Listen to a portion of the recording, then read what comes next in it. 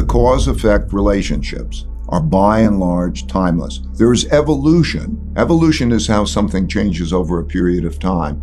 And then around those things are these cycles, because if they're put in the same position, let's say a Federal Reserve is put into a position of having to decide, do you have defaults or do you print money? There's a choice, and that choice repeats over history. And so you can see what are the indicators of that position and what are the reactions and what are the choices. So the cause-effect relationships, by and large, remain the same through history. But there's always a reason.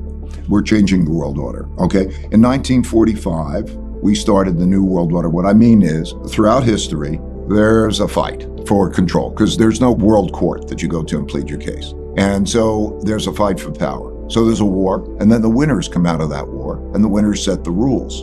And so 1945, the United States had 80% of the world's money. Gold was money at the time. It had half the world's GDP. It had a monopoly on military power. So the US set the world order. That's why the United Nations is in New York. Washington, D.C. has the IMF and the World Bank. And its currency became the reserve currency because of that set of circumstances. Things evolve, things change over history.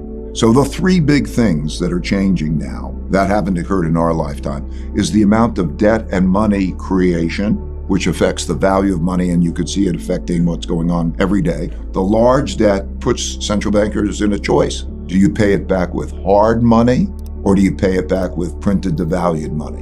And if you pay it back with hard money, it's hard. In other words, that's when you have debt crises. So in all cases, they eventually print money, and that produces inflation. That's the place we are at this moment. Okay. The second is when there's a great internal conflict, usually when there's a large wealth and values gap, at the same time as you have a financial problem. Then you get populism of the left and populism of the right. In other words, those who feel disenfranchised want people who are going to fight for them. They don't want compromisers. They don't want them to be in the middle, because middle means that they're not fighting for them. They want them to have guts. So you have populists of the left, and their positions harden, and there are no compromises. That's why we're potentially in a situation that you could see in one of these elections, maybe in 2024, that neither side would accept losing. Perhaps we see that. Maybe you don't follow the rulings of the Supreme Court. Anyway, these things have not happened in our lifetime, but they happened many times in history. So if you look at that, you see from those patterns why the gaps become greater and the positions harden, and you see the dynamic. So that's the second.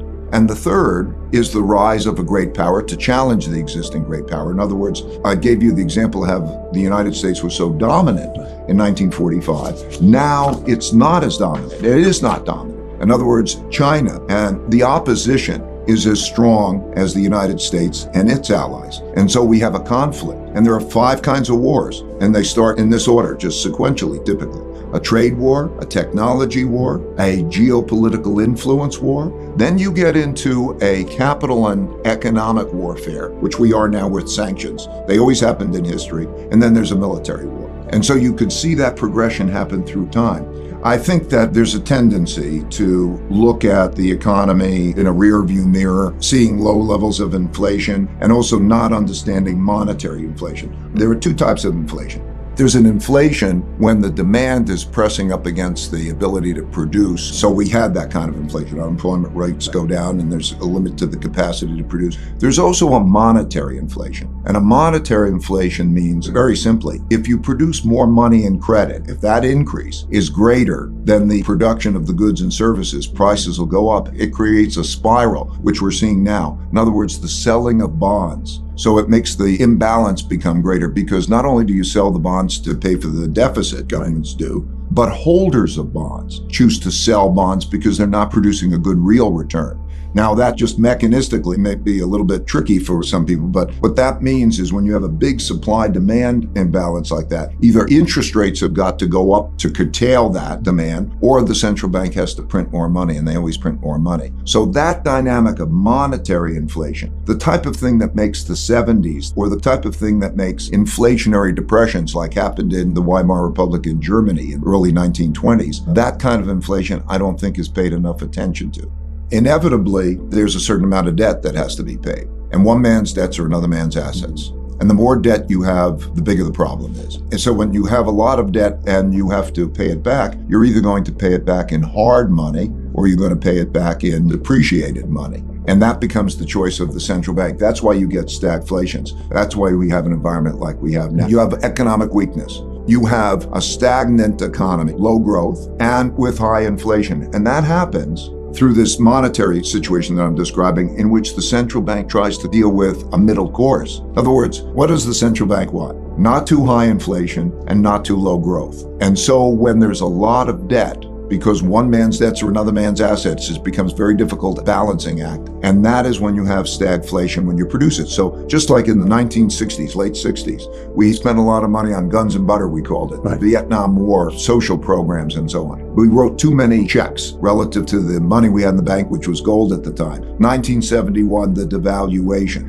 Then they print a lot of money into that stagflation. So stagflation is the middle course when there's two different. So think about it this way. How does he literally fight inflation? Because everybody says tight money policies. And how do you fight inflation? The way that happens is you get people to spend less by taking money and credit away from them. Right. So he will reduce the amount of money and credit that's available. The Federal Reserve is going to sell $1.1 trillion of debt that it has, debt assets, bonds. Right. And then they're going to raise interest rates. So they create a squeeze that reduces demand at the same time as people don't have enough money because inflation is high.